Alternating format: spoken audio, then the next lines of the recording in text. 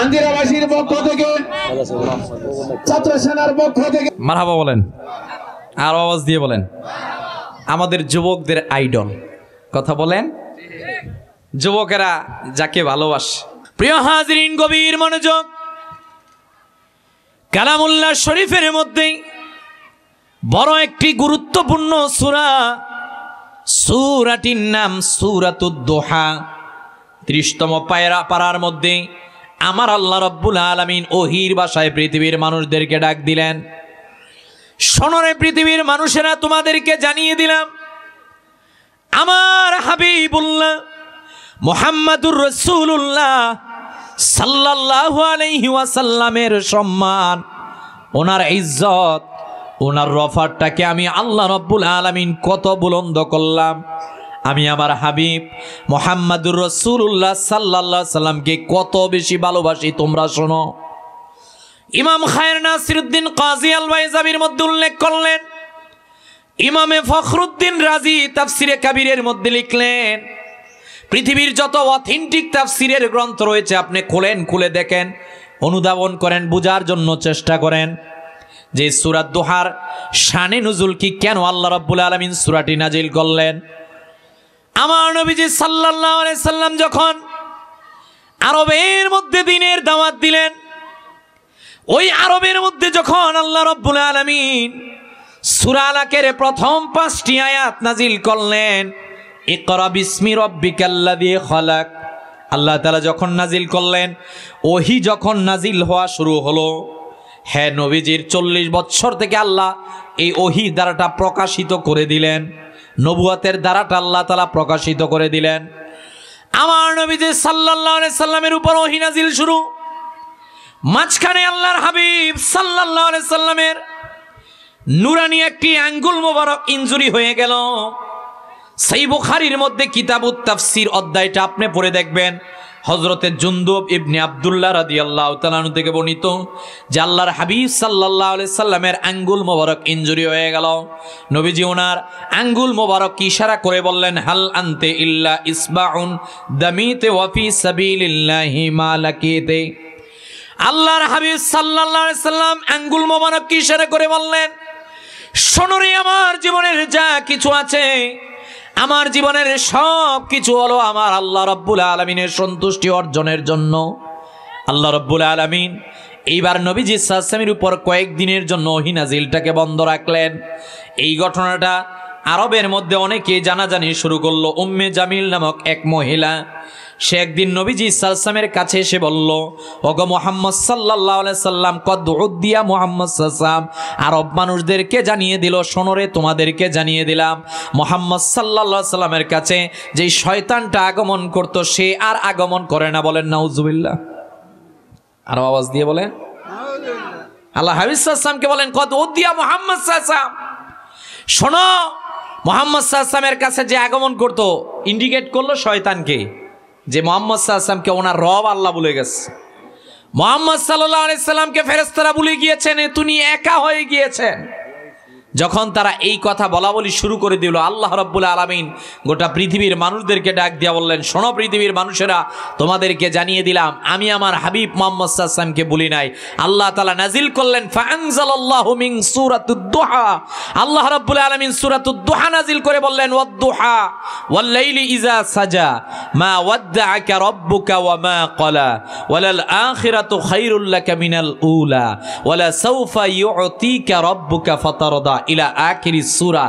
আল্লাহ তাআলা এবার পেয়ারা হাবিব মুহাম্মদ সাল্লাল্লাহু আলাইহি ওয়াসাল্লামকে সান্ত্বনা দেওয়ার জন্য বললেন, বন্ধু ওয়াদ-দুহা, শপথ পূর্বাহের সূর্য উদিত হওয়ার ওই সময়ের আল্লাহ কসম খেলেন, ওয়াল লাইলি ইযা সাজা, শপথ গুটগুটে অন্ধকারের, যখন রাত্র একেবারে অন্ধকারাচ্ছন্ন হয়ে যায়, আল্লাহ তাআলা ডাক দিয়া বললেন, নবী হে, মা ওয়াদ্দাআকা রাব্বুকা ওয়া মা ক্বালা, আপনার আল্লাহ আপনার প্রতি অসন্তুষ্ট হন নাই, আপনার আল্লাহ আপনাকে ভুলে যান নাই। নবী হে, ওয়ালাল আখিরাতু খায়রুল লাকা মিনাল উলা, আপনার জন্য পূর্বের থেকে পরবর্তী সময় উত্তম। চূড়ান্ত আল্লাহ তাআলা বললেন, ওয়ালা সাওফা ইউতিকা রাব্বুকা ফাতারদা, আমি আল্লাহ আপনাকে এত দিব যে আপনি খুশি হয়ে যাবেন। আমার আল্লাহ রাব্বুল আলামিন এইবার হাবিবকে সান্ত্বনা দিলেন, এই সূরা দুহা আল্লাহ রাব্বুল আলামিন হাবিবের জন্য নাজিল করে হাবিবকে হাদিয়া দিলেন। হাবিবের মাধ্যমে গোটা পৃথিবীর মানুষদের জন্য আল্লাহ তাআলা একটা মেসেজ দিলেন, পৃথিবীর মানুষেরা রে, তোমরা যখন ডিপ্রেশনের মধ্যে পড়বা, তোমরা যখন হতাশার মধ্যে পড়বা, দুনিয়ার সব রাস্তা যখন বন্ধ হয়ে যাবে, দুনিয়ার মধ্যে যাওয়ার কোনো রাস্তা নাই, চূড়ান্ত পর্যায়ে তুমি যখন ডিপ্রেশনের মধ্যে পড়ে থাকবা, আল্লাহ তাআলা এই সূরা দিয়ে উম্মতি মুহাম্মাদীদেরকে একটা আদেশ করলেন, শোনো রে, বিপদ যত বড়ই হোক না কেন, তুমি যদি রহমানের কাছে চাইতে পারো, চাইতে দেরি হবে, আল্লাহ তোমার মোনাজাতকে কবুল করতে দেরি করবেন না। আল্লাহ হাবিব সাল্লাল্লাহু আলাইহি ওয়াসাল্লামকে ডাক দিয়ে বললেন, নবী হে মুহাম্মদ সাল্লাল্লাহু আলাইহি ওয়াসাল্লাম, উম্মে জামিল আপনার মনোবল ভাঙার জন্য, আরবের কাফেররা আপনার মনোবল ভাঙার জন্য প্রথম কাজ করেছে, এরা আপনার বিরুদ্ধে ঠাট্টা বিদ্রোহ করত। 2 নাম্বার, এরা আপনার আদর্শের বিরুদ্ধে অন্য আদর্শ প্রচার শুরু করত। এরা পূর্ববর্তী নজর ইবনে হারিসের ঘটনাগুলো প্রচার করে আপনার মনোবল ভাঙার জন্য চেষ্টা করেছে। এরা যখন দেখেছে কোনো অবস্থাতেই আপনার মনোবলকে ভাঙানো যাবে না, তাহলে কি করা যেতে পারে? চতুর্থ, তারা বলল যে আপনার সাথে সন্ধি করার জন্য, যে আপনি 1 বছর তাদের ইবাদত করবেন, তারা 1 বছর আপনি ইবাদত করবে না, আপনি সন্ধিকেও দূরীভূত করে দেন, পৃষ্ঠ প্রদর্শন করেন। 5 নাম্বার, তারা আপনার বিরুদ্ধে আপনাকে হত্যার ষড়যন্ত্র করলো। এই 5টা কাজ করে এরা আপনার বিরোধিতা করলো। নবী হে মুহাম্মদ সাল্লাল্লাহু আলাইহি ওয়াসাল্লাম, আপনাকে জানিয়ে দিলাম, এরা যে আপনার মনোবল ভাঙার জন্য এক পর্যায়ে দাঁড়িয়ে রয়েছে, আপনার টেনশন করার দরকার নাই, আপনার জন্য আমি স্বয়ং আল্লাহ আছি। আমার পূর্বে হযরত মাওলানা মাকসুদুর রহমান জাহিরি ভাই বলছিলেন, পেয়ারা হাবিব মুহাম্মদ সাল্লাল্লাহু আলাইহি ওয়াসাল্লামের শান, মান, ইজ্জত আপনাকে ভুলে গেলে হবে না। মুহাম্মদ সাল্লাল্লাহু আলাইহি ওয়াসাল্লামের শান, ওয়া রাফা'না লাকা যিকরাক, এই আয়াতের তাফসীরের মধ্যে জালালউদ্দিন মুহাল্লি লিখলেন, আই বি আন তুযকিরা মা'আয যিকরি ওয়াল আযানি ওয়াল ইকামাত ওয়াত তাশাহুদ ওয়াল খুতবা। আল্লাহ তাআলা পেয়ারা হাবিব মুহাম্মদ সাল্লাল্লাহু আলাইহি ওয়াসাল্লামের সম্মান এত দিয়েছেন, আজানে সেখানে আল্লাহর নাম, পাশে নবীর নাম, মসজিদের মধ্যে যখন নামাজ পড়তে যান সেখানে নবীর নাম। আরে ভাই কি বলবো, সেই জন্ম যেদিন আপনার হয়েছে ওই দিন থেকে শুরু করে কবরে যাওয়া পর্যন্ত সব জায়গায় যেখানে আল্লাহর নাম সেখানে নবীর নাম। কথা বলেন না কেন? আল্লাহ রাব্বুল আলামিন হাবিবের সম্মান এইভাবে বর্ণনা করলেন, ইন্নাল্লাহা ওয়া মালাইকাতাহু ইউসাল্লুনা আলান নবী।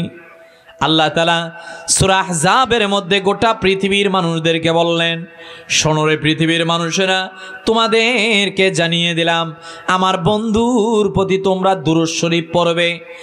ওগো মালিক, আমরা কেন দুরূদ শরীফ পড়ব? আল্লাহ রাব্বুল আলামিন প্রশ্নের উত্তর দিলেন, কেন তোমরা দুরূদ শরীফ পড়বে? শোনো রে, কেন তোমরা পড়বে না আগে বুঝে নাও। আমি আল্লাহ যেই কাজ করি, আমার ফেরেশতারা যেই কাজ করে, আমার উম্মত আমার বান্দাদেরকেও আমি বললাম ওই কাজ করার জন্য। মুফাসসিরিনে কেরামগণ বললেন, আল্লাহ তাআলা নিজে কেন পড়েন? আল্লাহ তাআলা ফেরেশতাদেরকে কেন দায়িত্ব দিলেন? যে সৃষ্টির সূচনা লগ্নে সর্বপ্রথম আল্লাহ তাআলা প্রিয় হাবিব মুহাম্মাদুর রাসূলুল্লাহ সাল্লাল্লাহু আলাইহি সাল্লামের নূর মোবারককে তিনি সৃষ্টি করেছিলেন। সর্বপ্রথম নূরে মুহাম্মাদি তৈরি করলেন। রূহের জগতের মধ্যে আল্লাহ রাব্বুল আলামিন আলাস্তু বিরাব্বিকুম বলে একটা প্রশ্ন করেছিলেন। পৃথিবীর যত মানুষ আগমন করেছিল, আগমন করবে, যত নবী রাসূলগণ আগমন করেছিলেন, সকলের রূহ রূহগুলোকে একত্রিত করে আল্লাহ আলাস্তু বিরাব্বিকুম বলে একটা প্রশ্ন করেছিলেন।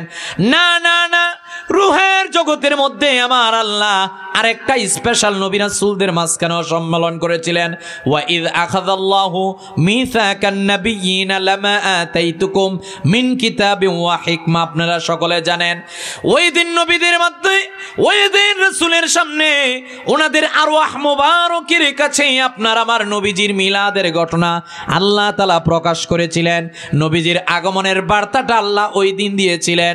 দুনিয়ার মধ্যে যখন কোরআন নাজিল হলো, আল্লাহ ডাক দিয়ে বলেন, বন্ধুরে পৃথিবীর মানুষদেরকে আপনি জানিয়ে দেন, এ বন্ধু যখন কিছুই ছিল না, সর্বপ্রথম সৃষ্টির সূচনা লগ্নে আমি আল্লাহ রাব্বুল আলামিন ইয়াসিন উচ্চারণ করেছিলাম কুদরতিভাবে, তহা উচ্চারণ করেছিলাম কুদরতিভাবে। বন্ধুরে নাক পৃথিবীর যেই সৃষ্টির সূচনা লগ্নে আপনার নাম, এই জমিনের মধ্যে মানুষ যখন এসেছে তখনও আপনার নাম। বাবা আদম বলেন ওয়ালাম্মা ইকতারাফা আদামুল খাতিয়া, মুস্তাদরাক আলা সাইয়ান 4228 নাম্বার হাদিস সাকি। বাবা আদম তো বললেন জান্নাত ও নবীদের কথা বললাম। এই রকমের সব নবীরা বলেন পৃথিবীর এমন কোন সময় ছিল না যেই সময়ের মধ্যে নবীজির নাম নেওয়ার কেউ ছিল না। আজকে পৃথিবীর মধ্যে এই 19,69,50,000 বর্গ কিলোমিটারের ছোট্ট এক পৃথিবীর মধ্যে আপনি আমি বসবাস করি। 59টি মুসলিম রাষ্ট্র আমরা, এই 200 কোটি মানুষ আজকে পৃথিবীর মধ্যে আমরা মুসলমান। আমরা আজকে কিয়ামতের দিকে আস্তে আস্তে দাবিত হচ্ছি। না না না, কিয়ামত পর্যন্ত যেমনি ভাবে আল্লাহ বলার লোক থাকবে, তেমনি ভাবে নবীজির নাম মোবারক নেওয়ার লোক থাকবে। কিন্তু আল্লাহ রাব্বুল আলামিন হযরত ইসরাফিলকে বলবেন, রে ইসরাফিল, এই মুহূর্তের মধ্যে পৃথিবীর মধ্যে আল্লাহ বলার কেউ নাই, কেউ নাই, কেউ নাই। তুমি ইসরাফিল সিংহার মধ্যে ফু দাও। ইসরাফিল সিংহার মধ্যে ফু দিলে দুনিয়া ধ্বংস হয়ে যাবে, আর কেউ থাকবে না। থাকতে থাকতে প্রধান 4 জন ফেরেশতা, ওই প্রধান 4 জন ফেরেশতাও যখন থাকবে না, শুধুমাত্র থাকবেন আমার আল্লাহ। আমার আল্লাহ ডাক দিয়া বলেন, বন্ধুরে, পৃথিবীর মধ্যে আপনার সম্মান, আপনার দুরুদের ফজিলত আমি আল্লাহ এত দিলাম। জমিনের মধ্যে মানুষ থাকবে, জমিনের মধ্যে আপনার উম্মতেরা থাকবে, তারা আপনার প্রতি দুরুদ পড়বে। যেই দিন আপনার উম্মতেরা থাকবে না, ফেরেশতারা থাকবে, তখন তারা আপনার প্রতি দুরুদ পড়বে। যখন মানুষ থাকবে না, ফেরেশতা থাকবে না, শুধুমাত্র আমি আল্লাহ থাকব, তখন স্বয়ং আমি আল্লাহ আপনার প্রতি দুরুদ পড়ব। যে আপনার জন্য আমি কোনো একটা সময় খালি রাখবো না। হিংসা আপনার করে লাভ হবে কি? হিংসা আমার করে লাভ হবে কি? বরঞ্চ আপনি যদি প্রেম, ভালোবাসা, তাজিম, এশ হৃদয়ের মধ্যে ধারণ করে নবী সাল্লাল্লাহু আলাইহি ওয়াসাল্লামের প্রতি দুরূদ শরীফ পড়তে পারেন, মৃত্যুর মালাকুল মউত যেই দিন চলে আসবে, যদি দুনিয়া থেকে সত্যিকার আশেক আপনি হতে পারেন, কবরে গিয়ে দেখবেন রাসূলুল্লাহ সাল্লাল্লাহু আলাইহি ওয়াসাল্লাম মুস্কি হাসি আসতেছেন। যদি দুনিয়া থেকে আপনি রাসূলুল্লাহ সাল্লাল্লাহু আলাইহি ওয়াসাল্লামের ভালোবাসার সত্যিকার নিয়ে 3.5 হাত বডিকে আপনি সাজাতে পারেন, রাসূলুল্লাহ সাল্লাল্লাহু আলাইহি ওয়াসাল্লামের সুন্নাত অনুযায়ী, আপনার কবর, মিজান, হাসর, ফুলসিরাত কোনো জায়গায় টেনশন নাই। কথা বলেন না কেন? সুনানে আবু দাউদ 2য় খণ্ড হাদিস নাম্বার 2041। আমার নবীজি সাল্লাল্লাহু আলাইহি ওয়াসাল্লাম আমাদেরকে বলেছেন, শোনো, তোমাদেরকে জানিয়ে দিলাম, মা মিন আহাদিন ইউসাল্লিমু আলাইয়া ইল্লা রাদ্দাল্লাহু আলাইয়া রূহি হাত্তা রুদ্দা আলাইহিস সালাম। উম্মত, তুমি যখন পৃথিবীর যেই প্রান্ত থেকে আমার প্রতি দুরূদ শরীফ পড়বে, সামি'তু ওয়াজিবতু আরিফতু, তুমি যখন আমার প্রতি দুরূদ শরীফ পড়বে, আমি রওজা শরীফ থেকে তোমার উম্মতের দুরুদের সালামের জবাব দিব। সুনান নাসাইর হাদিস সাক্ষী, ইন্না লিল্লাহি ওয়া মালাইকাতান সাইয়্যাহিনা ফিল আরদি ইউবাল্লিগুনি আন উম্মাতিস সালাম। যে একদল ফেরেশতা হলো বিচরণকারী ফেরেশতা, পৃথিবীর কোন জায়গায় আল্লাহর হাবিব মুহাম্মদ সাল্লাল্লাহু আলাইহি ওয়াসাল্লামের প্রতি দুরূদ শরীফ পড়া হয়, পৃথিবীর যেই প্রান্তে দুরূদ শরীফ পড়া হয়, এরা দুরূদ শরীফটা রওজা শরীফে নিয়ে যায়, স্বয়ং রাসূলুল্লাহ সাল্লাল্লাহু আলাইহি ওয়াসাল্লাম উম্মতের দুরুদের সালাম যায়। মুসনাদে বাজ্জার 1925 নাম্বার হাদিস সাক্ষী, আল্লাহর হাবিব সাল্লাল্লাহু আলাইহি ওয়াসাল্লাম চূড়ান্ত বললেন, তুরাদু আলাইয়া আমালুকুম, আমার উম্মত ভালো খারাপ কাজ করলে এগুলো আমি রওজা শরীফ থেকে দেখতে পারি।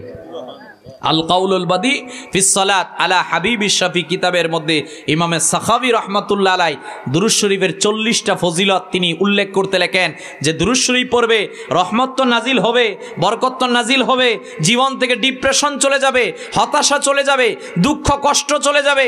দুরূদ শরীফ যেই ব্যক্তি পড়বে, তিরমিজি শরীফের আরেক হাদিস সাক্ষী, জান তুকফা হাম্মাকা ওয়া ইউগফারু লাকা যামবুকা, যে আল্লাহ হতাশাও দূরীভূত করে দিবেন, এত পুরস্কার দিবেন, আখিরাতের ময়দানে রাসূলুল্লাহ সাল্লাল্লাহু আলাইহি ওয়াসাল্লামের শাফাআত দান করে দিবেন।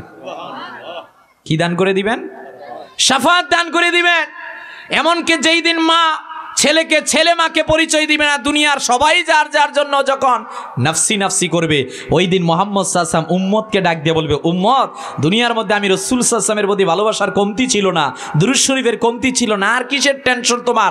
আজকে আনা মুহাম্মদ ইবনে আব্দুল্লাহর কাছে তো শাফাআতের চাবি, শাফাআতি লি আহলিল কাবাইর মিন উম্মতি, আজকে তো আমি আমার উম্মতের বড় বড় কবিরা গুনাহগার বান্দাদের জন্য সুপারিশকারী হয়ে গেলাম। তুমি যে আমার প্রতি দুরূদ শরীফ পড়েছো, আজকে আমি তোমার জন্য শাফাআতকারী হয়ে গেলাম। আমার ইয়ত শ্রেণীর যুবক ভাইরা, আমাদের পেয়ারা হাবিব মুহাম্মদ সাল্লাল্লাহু আলাইহি ওয়াসাল্লামের সম্মান তারা বুঝতে চায় না। আরে ভাই, দুনিয়ার মধ্যে নামাজ, রোজা, হজ, যাকাত ইবাদত করতে করতে যদি কপালের মধ্যে দাগও পড়ে যায়, কিন্তু এই ইবাদতের মধ্যে যদি আশকে রাসূল না থাকে, এই ইবাদতের মধ্যে যদি নবী সাল্লাল্লাহু আলাইহি ওয়াসাল্লামের তাজিম না থাকে, এই ইবাদতের মধ্যে যদি রাসূলুল্লাহ সাল্লাল্লাহু আলাইহি ওয়াসাল্লামের গ্রিন সিগন্যাল না থাকে, পাহাড় সমপরিমাণ ইবাদত কোনো কাজে আসবে না। কথা বলেন না কেন? দুঃখ লাগে, সোশ্যাল মিডিয়ার এই যুগ, the age of science and technology, এই আধুনিক যুগের মধ্যে আজকে আমরা উন্নত হতে হতে মহাকাশ পর্যন্ত গিয়েছি।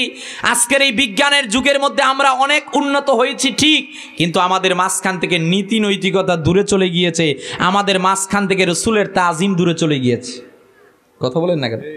আমরা গায়ে হলুদের অনুষ্ঠান করি, সেখানে তামাশা করার জন্য এমন সিচুয়েশন যে আমরা একদল আমরা মিলাদ শরীফ পড়ি, আমরা দুরূদ শরীফ পড়ি, যুবকেরা আনন্দ নেওয়ার জন্য সেই মিলাদ শরীফ কিংবা দুরূদ শরীফটা তারা নেগলেক্ট চোখে এনে তারা তার সামনে অর্থাৎ দুরূদ শরীফের সামনে তারা বেয়াদবি করে।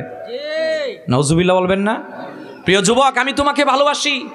Let's change ourself. আসুন আমরা আমাদের নিজেদেরকে পরিবর্তন করি। প্রিয় ভাই, তুমি যে দুরূদ শরীফ নিয়ে বেয়াদবি করছো, তুমি কি পূর্বপুরুষদের ইতিহাস পড়ো না? কেউ তো বুখারী শরীফ দীর্ঘদিন পড়েছে, কিন্তু মিলাদ শরীফ, দুরূদ শরীফ নিয়ে ব্যঙ্গ করার কারণে শেষকালটা তার ভালো হয় নাই। কথা বলেন না কেন? কেউ তো বাংলাদেশের মধ্যে ফেমাস আলোচক ছিল, প্রতিটা ঘরে ঘরে ওয়াজ পৌঁছে গিয়েছিল, কিন্তু এই মিলাদ শরীফ, দুরূদ শরীফকে কটূক্তি করার কারণে মৃত্যুর পূর্বে মুখটা বাঁকা হয়ে গিয়েছিল। কথা বলেন ভাই? আমি তো তোমাকে যুবক দূরে ঠেলছি না, আমি তোমাকে কাছে আনতে চাচ্ছি। তুমি কার সানে বেয়াদবি করছো? তুমি যে দুরূদ শরীফ নিয়ে বেয়াদবি করছো, তোমার উপর কিন্তু আল্লাহর গজব মাথার উপরে দাঁড়িয়ে আছে। কথা বলেন ভাই? তাহলে আমাদেরকে বুঝতে হবে রাসূলুল্লাহ সাল্লাল্লাহু আলাইহি ওয়াসাল্লামের শান মান ইজ্জত। আমি যখন কোনো বক্তৃতা দিব, আমার আকার ইঙ্গিতে, জমানে, লেখনীতে কোনো একটা শব্দ চয়ন রাসূলুল্লাহর বিরুদ্ধে যেতে পারবে না। কথা বলেন ভাই?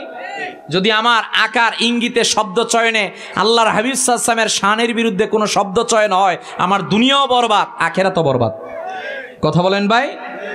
আল্লাহ রাব্বুল আলামিন সূরা দুহা নাযিল করে জানিয়ে দিলেন, ওয়াদ-দুহা ওয়াল-লাইলি ইযা সাজা মা ওয়াদ্দাআকা রাব্বুকা ওয়া মা ক্বালা।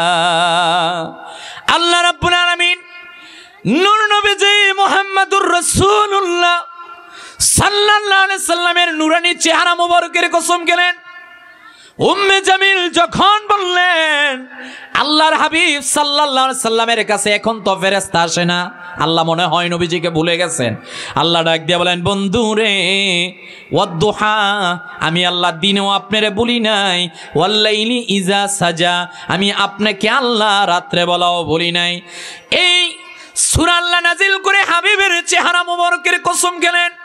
শুধু তাই নয়, আল্লাহ রাব্বুল আলামিন হাবিবকে জানিয়ে দিলেন, পেয়ারা হাবিব, পৃথিবীর মানুষদেরকে আপনি জানিয়ে দেন, বন্ধুরে, আপনাকে আমি আল্লাহ এত সুন্দর চরিত্র দিলাম। রব্বুল আলামিন কালামুল্লাহ শরীফের মধ্যে বড় চমৎকার করে বললেন, ওয়া ইন্নাকা লাআলা খুলুকিন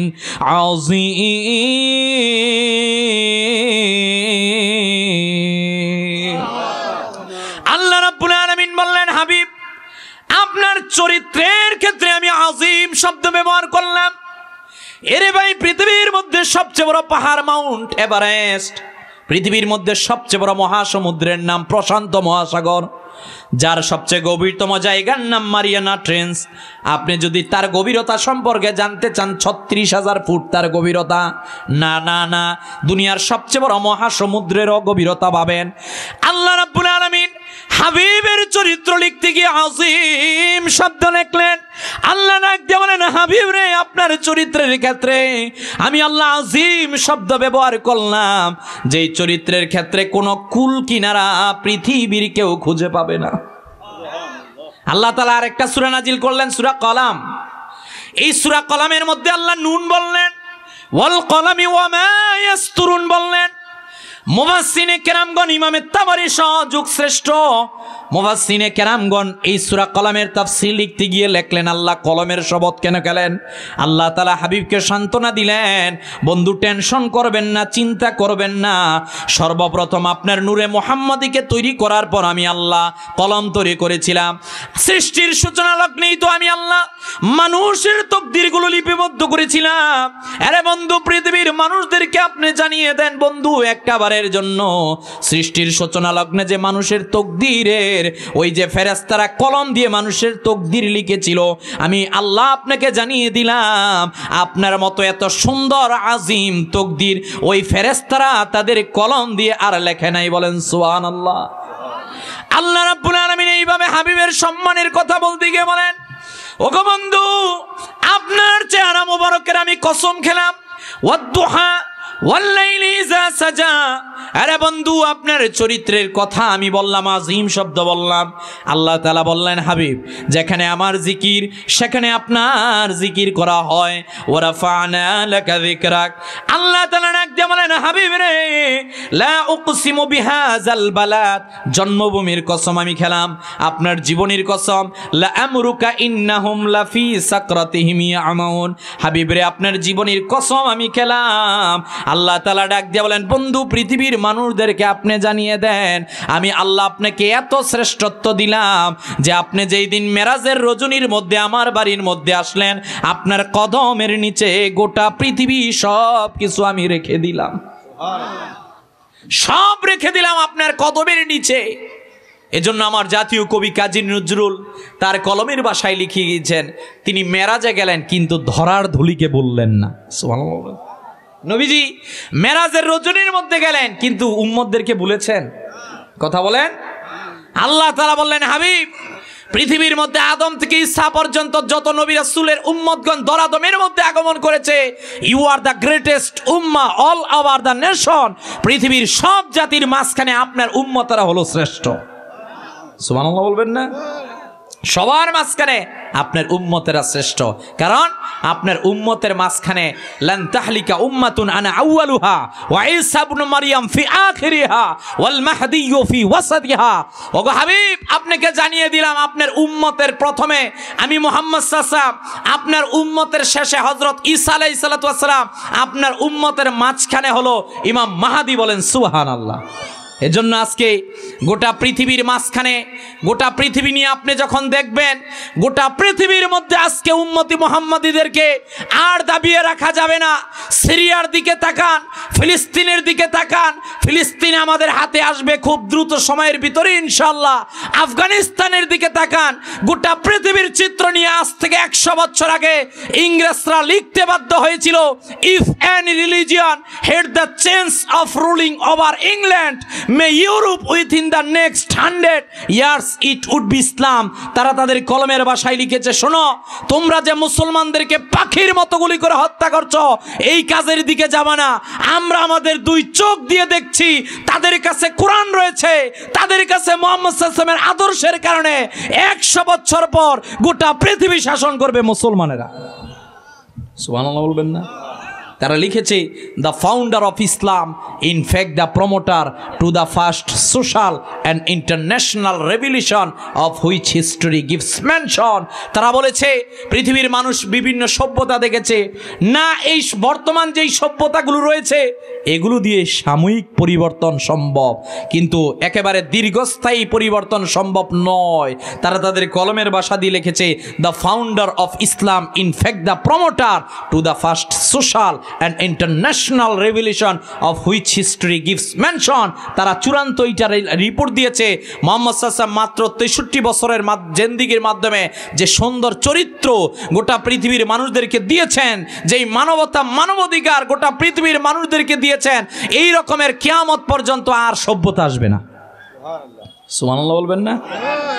আর আসবে না। মুহাম্মদ সাল্লাল্লাহু আলাইহি ওয়াসাল্লাম যেইটা আমাদেরকে দিয়েছেন, আজকে আপনি তাকান গোটা পৃথিবীর চিত্রর দিকে, তারা একদিকে এক কথা বলে, আরেক দিকে আরেক কথা বলে, এদের কথার জবানের কোনো ঠিক নাই। কথা বলেন না কেন? কিন্তু না, আপনি যখন কোরআন সামনে রাখবেন, আপনি যখন রাসূলুল্লাহ সাল্লাল্লাহু আলাইহি ওয়াসাল্লামের হাদিস মোবারক সুন্নাহগুলোকে সামনে রাখবেন, আপনাকে এইটা বারবার ধাক্কা দিয়ে বলবে, মুসলমান কখনো মিথ্যা কথা বলতে পারে না। মুসলমান কখনো নারীকে বেইজ্জতির সামনে ফেলতে পারে না, মুসলমান কখনো মানবাধিকারকে লঙ্ঘন করতে পারে না। কথা বলে, মুসলমানের মধ্যে আদর্শ থাকবে, সে রাস্তা দিয়ে যখন হেঁটে যাবে একটা বিধর্মীয় তাকে দেখে বলবে এ হলো মুহাম্মদ সাল্লাল্লাহু আলাইহি ওয়াসাল্লামের উম্মত, সে সত্য কথা বলে, তার কাছে কোরআন আছে, সে মানুষের উপকার করে, তার কাজ হলো যে সে প্রত্যেককে জান্নাতে নিয়ে যেতে চায়। কথা বলেন না কেন? We are proud as a Muslim, jannat is our destination, but we do not know our destination. I do believe we have a lot of mission and vision that we will have to fulfil. আমি বিশ্বাস করি মুসলিম হয়ে জন্মগ্রহণ করেছি, কুনতুম খায়রা উম্মাহ হয়ে জন্মগ্রহণ করেছি। আমি বিশ্বাস করি মুসলিম হিসাবে আমাদের প্রত্যেকের জীবনের একটা মিশন আর ভিশন আছে। কথা বলেন না কেন? ওই মিশন আর ভিশন হলো জান্নাতে যাওয়া। কথা বলেন ভাই। যে আমার সামনে সম্মানিত সুযোগ্য হুজুররা রয়েছেন, উনি যেই জান্নাতে যাবেন আমিও তো ওই জান্নাতে যাব, এই স্লোগানটাই তো সামনে রেখে রাসূলুল্লাহ বলেছেন, শোনো যে জান্নাতের পথে আসবে তার কাছে কোরআন থাকবে। কথা বলেন ভাই। তার কাছে থাকবে রাসূলুল্লাহ সাল্লাল্লাহু আলাইহি ওয়াসাল্লামের সুন্নাত, তার জীবন চলে যাবে, সে রাসূলুল্লাহ সাল্লাল্লাহু আলাইহি ওয়াসাল্লামের আদর্শ থেকে কখনো দূরে যাবে। এই ব্যাপারে আপনি রাসূলুল্লাহ সাল্লাল্লাহু আলাইহি ওয়াসাল্লামের সাহাবায়ে কেরামদের দিকে তাকান। আমার নবীজি সাল্লাল্লাহু আলাইহি ওয়াসাল্লাম সাহাবায়ে কেরামদেরকে কেমন করে তিনি গঠন করলেন। রাসূলুল্লাহ সাল্লাল্লাহু আলাইহি ওয়াসাল্লামের সাহাবী হযরতে তালহা ইবনে বরার ঘটনাটা আবু আব্দুল্লাহ মুহাম্মদ ইবনে ইসমাইল ইবনে ইব্রাহিম ইবনে মুগীরা ইবনে বারদিসবাল জাওফি আল ইয়ামিনী তার সহিহুল বুখারীর মধ্যে নকল করলেন। আল্লাহর হাবিব সাল্লাল্লাহু আলাইহি ওয়াসাল্লামকে সাহাবায়ে কেরামগণ কত বেশি ভালোবাসতেন। রাসূলুল্লাহ সাল্লাল্লাহু আলাইহি ওয়াসাল্লাম যেই দিন হিজরত করে মদিনার মধ্যে গেলেন, নবীজি যখন মদিনার মধ্যে গেলেন, সাদ বিন মুআজের মতো জলিলুল কদর সাহাবীরা নবীর কদমে আসলেন। নবীজিকে ডাক দিয়ে বললেন, হুজুর,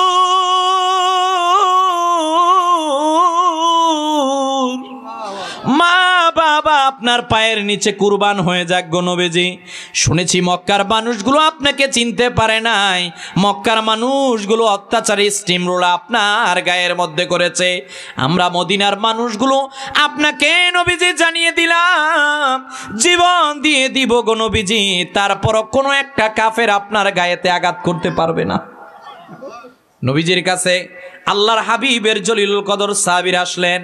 সাহাবীরা এই রিপোর্ট দিলেন, পূর্ণিমার চাঁদের নিচে সাহাবীরা বসা, পূর্ণিমার চাঁদের নিচে নবীজি সাল্লাল্লাহু আলাইহি ওয়াসাল্লাম বসা।